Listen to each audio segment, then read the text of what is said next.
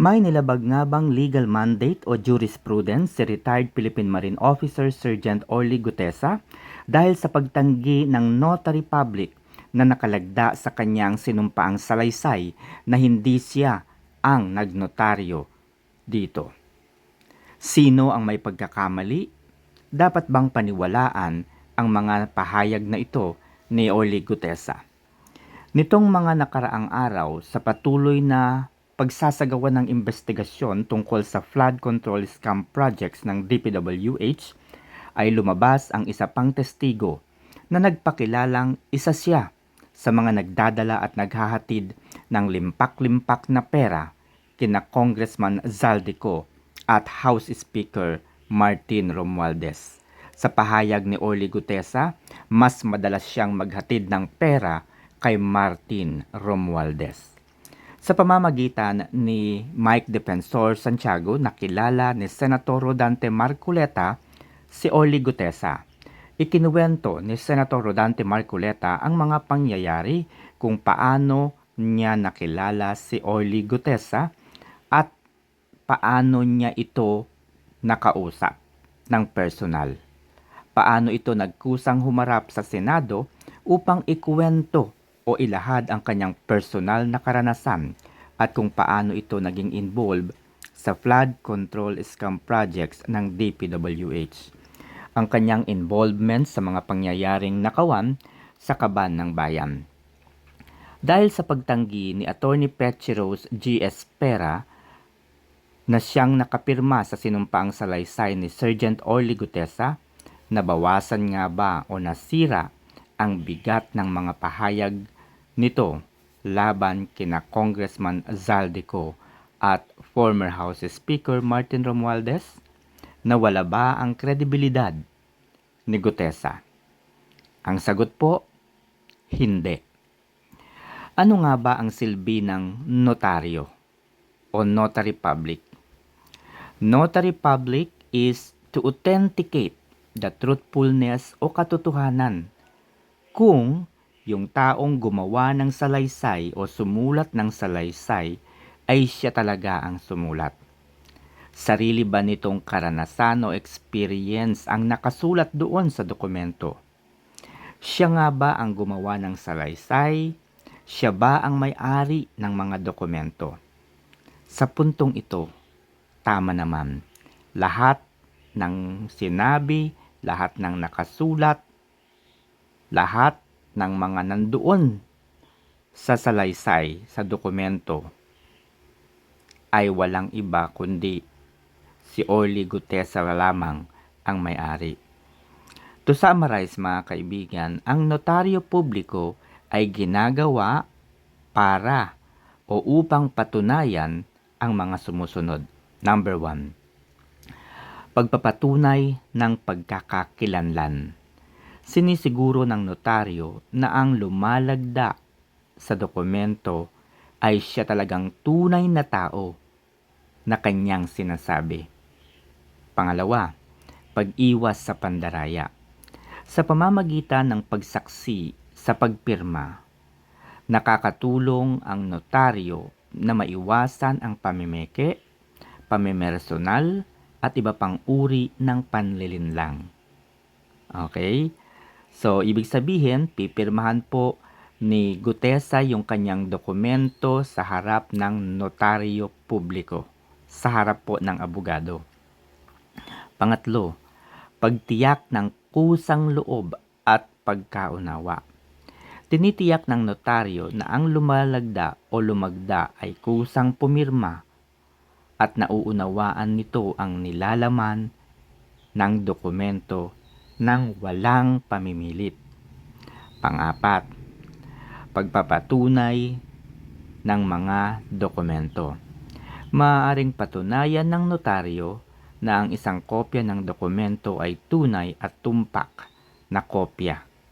So, ibig sabihin mga kaibigan, yung dala po ni Orly Gutesa sa Senado ay the same documents na dinala niya sa opisina ni Attorney Petty Rose G.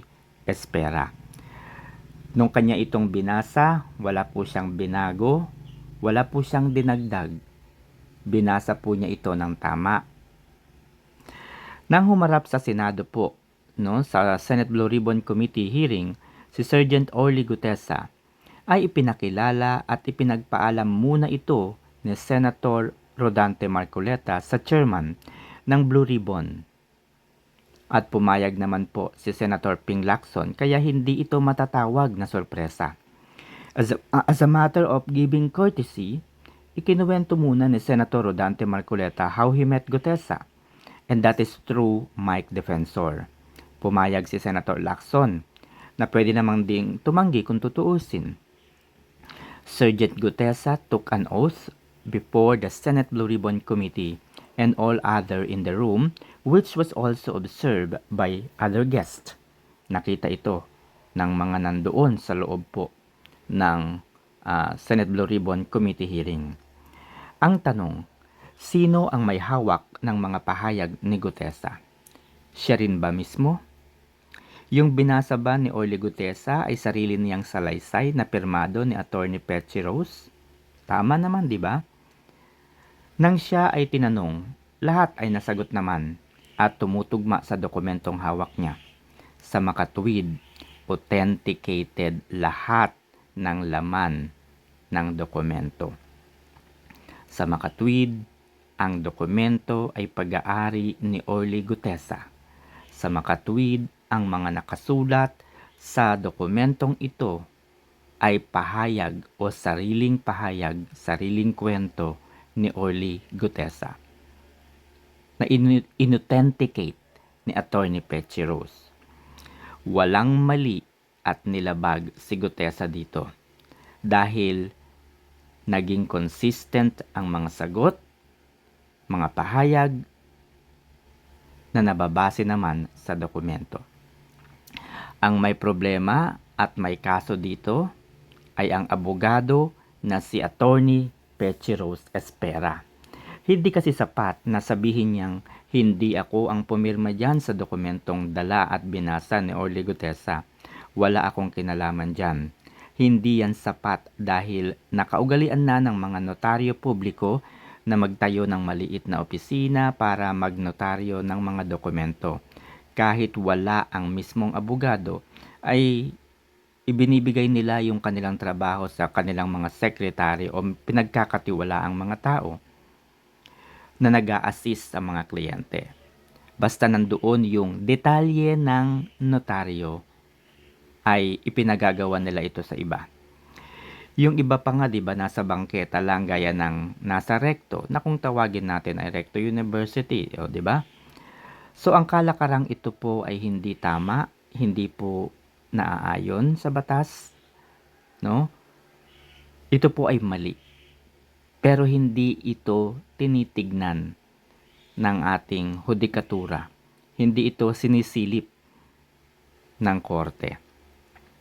Ang dapat po kasing mangyari, mismong yung abogado ang haharap sa kliyente. Sila ang kakausap. Sila po ang pipirma. Sila ang maglalagay ng seal. Dahil meron po tayong tinatawag na legal maxim na potesta delegata non delegari potest. You cannot delegate trust, repose to you, sa ibang tao. Ang tiwala natin, for example, pumunta ako sa isang abogado. Ang tiwala ko ay nandoon lamang sa abogadong yon. Kaya nga ako nagpunta sa kanyang opisina kasi pinagtitiwalaan ko yung abogadong yon. Hindi ibig sabihin na yung abogado na pinuntahan ko ay pinagkakatiwalaan niya si Pedro, pinagkakatiwalaan niya si Petra, ay maaari ko na ring pagkatiwalaan si Pedro o si Petra. Hindi ganon. Sa abogado lang ako nagtitiwala. Kay attorney lang dapat. Para mapatunayan ni Attorney Petchy Rose Espera na wala siyang kinalaman sa salaysay ni Sergeant Gutesa, patunayan niya munang hindi tumutugma o hindi nagmamatch ang mga detalye ng notaryo gaya ng document number, gaya ng page number, book number. Dapat mapatunayan niyang hindi ito sa kanya. Itong mga detalyeng ito kasi ay parang nakalagay na sa isang libro na binibili ng mga notary public lawyer. No, binibili nila ito sa korte. Tapos ibinibenta nila sa publiko. Actually, ito yung mga binibenta nila, yung document number, page number, book number. Yan po yung binabayaran natin. Kasi yung libro, marami yun, no? Yung libro na binibili ng mga abogado sa korte, yes, binabayaran nila yun. Tapos, binibenta nila yung laman noon. Ano yung laman noon, ng libro na yun? Yung book number, doc number, page number. So, yun mga kaibigan. So, kayo na po ang bahalang humusga at sumuri. Di ba? So, ngayon ay nandoon na po sa kasamahan niyang mga marine itong si Gutesa at siya po ay pinoprotektahan. Okay? So, malapit na po nating matuklasan kung sino ang nasa likod ng maanumalyang flood control scam.